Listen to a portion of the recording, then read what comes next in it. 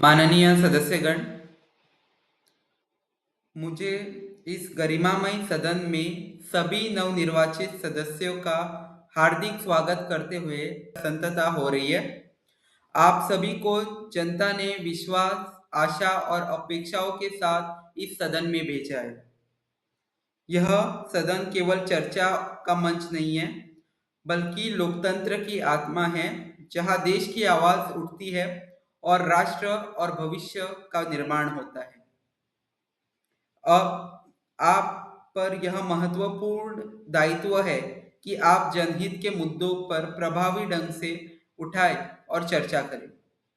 मैं सभी नवनिर्वाचित सदस्यों से अपेक्षा करता हूं कि वे सदन की कार्रवाई में सक्रिय भागीदारी निभाएं, मर्यादा एवं अनुशासन बनाए रखें और सभी संसद की नियम कार्यशैली का पालन करें। प्रश्नकाल। प्रश्न क्रमांक 1, माननीय सदस्य रोहन। प्रश्न क्रमांक 1। Honorable Speaker, sir, I seek to ask the start question number 101.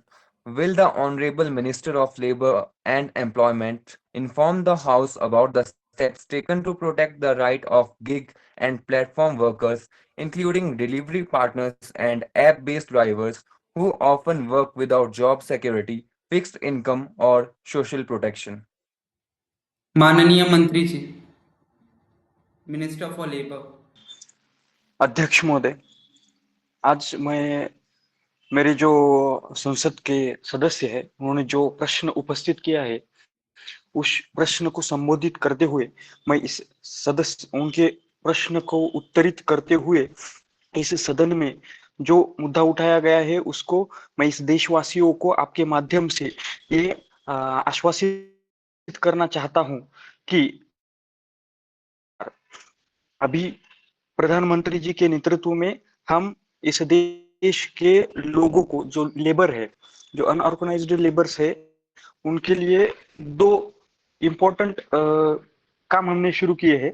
First, जो अनऑर्गेनाइज्ड वर्कर्स है उनके लिए ई श्रम पोर्टल, इस योजना के तहत हमने एक प्रोग्राम चालू किया है। उसके रिगार्डिंग डॉक्टर बाबा साहेब अम्बेडकर जी के फुटप्रिंट्स पर काम करते हुए इस सरकार ने एक नई स्कीम लॉन्च की है जो 2020 में उसका नाम है यूनिवर्सल इंक्लूसिव प्रोटेक्शन। एंड इसको हमने एग्जिस्टिंग जो 9 एग्जिस्टिंग लॉ है, लेबर लॉ के जो 9 एग्जिस्टिंग है उन इंक्लूसिव करते हुए एक साथ में लाया है। उसका पर्पस और ऑब्जेक्ट यही है कि इस देश का जो अनऑर्गेनाइज्ड लेबर है, जो कि कोई अभी अभी आए हुए रिसेंट में जो जोमेटो, स्विगी इस तरह के प्लेटफॉर्म्स के माध्यम से जो डिलीवरी करते हैं, या जो फ्लिपकार्ट या अमेजोन की जो डिलीवरी प्रोवाइड करते हैं, उन लोगों को भी ये इस समय इस लॉ का इस संविधान के थ्रू और इन अलग अलग नियमों के साथ साथ देते हुए उनको इंश्योरेंस मिलना चाहिए, ईपीएफ की सिक्योरिटी मिलनी चाहिए। उसको उसके साथ साथ जो सिक्योरिटी दी जाती है, दरअसल इंश्योरेंस की जो स्कीम है जो अनऑर्गेनाइज्ड लेबर से अनऑर्गेनाइज्ड लेबर्स के लिए मिड डे मील स्कीम है। जैसे कि मिड डे मील महाराष्ट्र में, स्पेसिफिकली महाराष्ट्र का एग्जांपल देना चाहूंगा। सेंट्रल गवर्नमेंट की तरफ से मिड डे मील स्कीम के थ्रू हम आज अनऑर्गेनाइज्ड लेबर को बहुत बड़े पैमाने पर हर दिन उनको मंथली जो इक्विपमेंट्स रहते हैं, अनऑर्गेनाइज्ड स्पेसिफिकली जो कंस्ट्रक्शन वर्कर्स है उनको हमने किट्स प्रोवाइड किए हैं।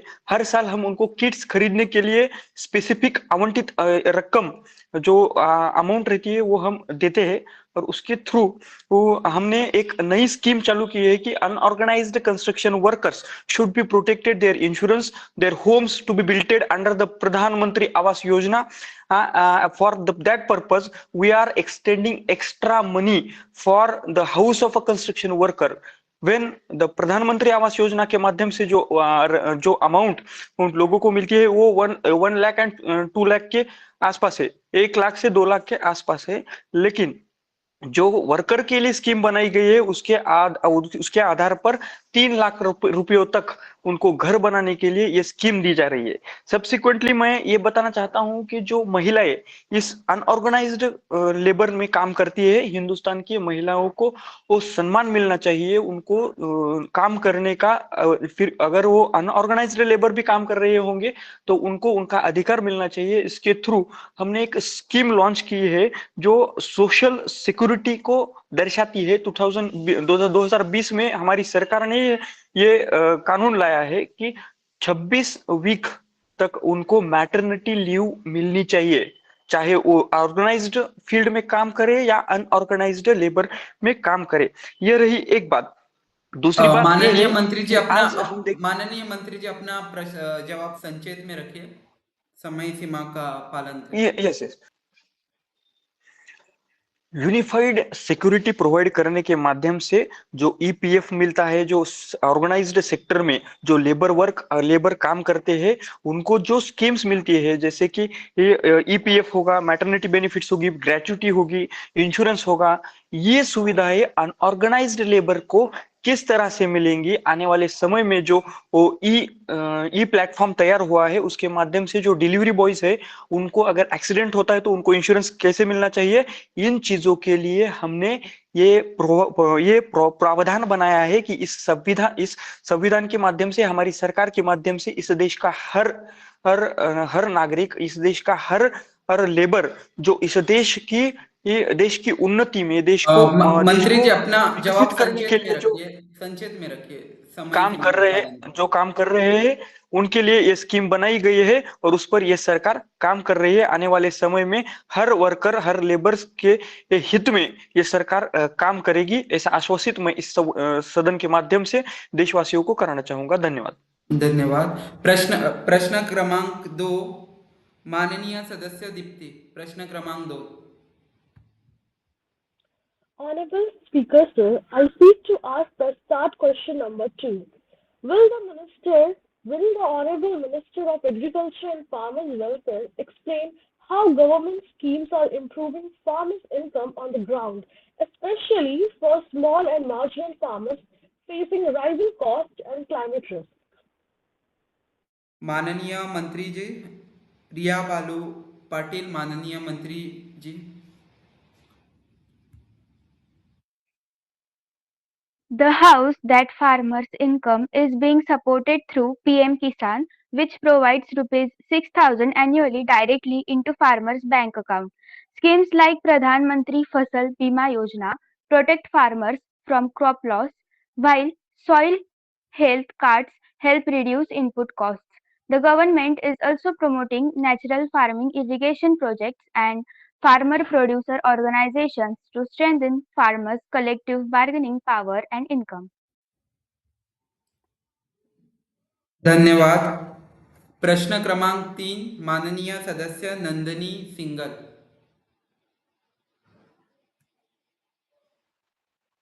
Honorable Speaker, sir, will the Honorable Minister of Consumer Affairs, Food and Public Distribution state how the government is ensuring food security and vulnerable citizens amid inflation and economic uncertainty?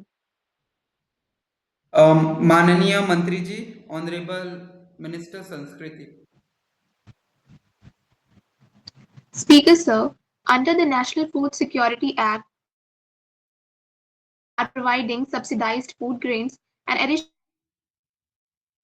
free grains under special relief measures to protect the poor during difficult situations. And also under digital ration cards, Aadhaar authentication and portability through One Nation, One Ration Card, we are also ensuring transparency and nationwide access.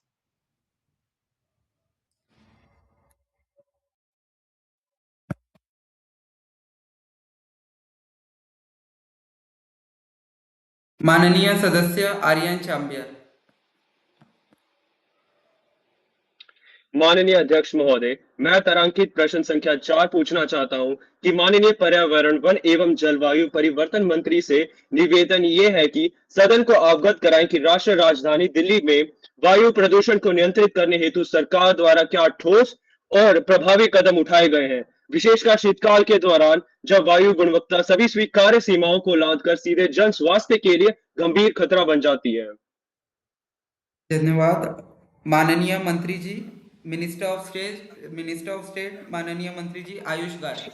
As the pollution crisis is concerned, I would like to say the minister informed that the Graded Response Action Plan (GRAP) is implemented whenever the pollution level is in rise, and the steps that will be included is restriction on construction, regulation of vehicles, promotion of electric mobility, and controlling industrial emissions. Air quality monitoring has been strengthened, and coordination with neighboring states is ongoing to address stubble burning. Thank you so much. माननीय सदस्य अमन Mishra.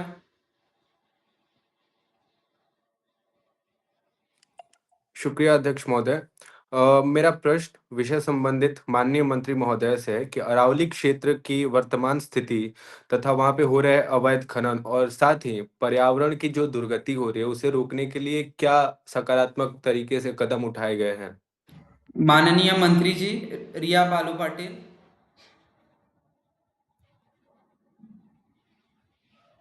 The Aravalli Range is ecologically sensitive and plays a crucial role in climate balance. Mining restrictions, forest conservation laws, and court directions are being enforced to prevent illegal activities. Afforestation drives and environmental impact assessments are part of the long-term protection strategy.